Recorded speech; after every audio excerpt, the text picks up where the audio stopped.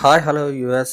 ఈరోజు మనం పాన్ కార్డ్‌కి ఆధార్ కార్డ్ లింక్ అయిందో లేదో మన మొబైల్‌లో స్టేటస్ చూసుకోవడం ఎలా?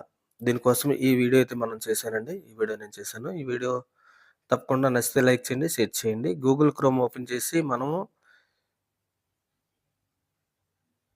ఈ ఫోన్ ఫిల్లింగ్ అని ఉంది కదా! దాని మీద అయితే క్లిక్ చేయాలి. దీని మీద క్లిక్ చేసిన తర్వాత మనకి వెబ్‌సైట్ అయితే ఓపెన్ అవుతుంది. ఈ వెబ్‌సైట్ ఓపెన్ తర్వాత మనకి ఇన్‌కమ్ టాక్స్ డిపార్ట్‌మెంట్ అని ఉంది కదా! దాని మీద అయితే క్లిక్ చేయాలి. ఈ క్లిక్ చేసిన తర్వాత మనకి ఇక్కడ మనకి ఒక ఆప్షన్ అయితే అడుగుతదండి. మీకు జూమ్ చేసి చూపిస్తాను. మనకి చూసారు కదా!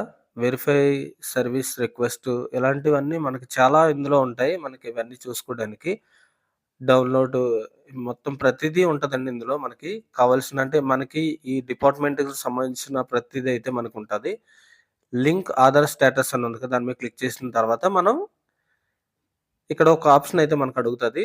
మనకి పాన్ కార్డ్ నంబరు, అలాగే ఆధార్ కార్డ్ నంబరు ఈ 2 అయితే స్ ఆధార్ స్టేటస్ అని ఉంది. దానికి అది మనం ఇలా ఈ ఆప్షన్ వచ్చిన తర్వాత మనకి పాన్ కార్డ్ నంబర్, అలాగే ఆధార్ కార్డ్ నంబర్ ఇవి మనం ఎంటర్ చేయాలి. ఎంటర్ చేసిన తర్వాత మనకి కిందని మీకొక ఆప్షనల్ ఉంటది. దాని మీద క్లిక్ చేయాలి ఫ్రెండ్స్. మీకు చూపిస్తాను ఒకసారి.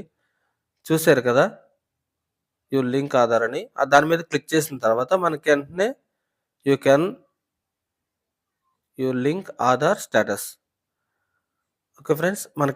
మనకి ఈ పాపప్ అయితే మనకొస్తది. చూసారా? మీకు జూమ్ చేసి చూపిస్తాను.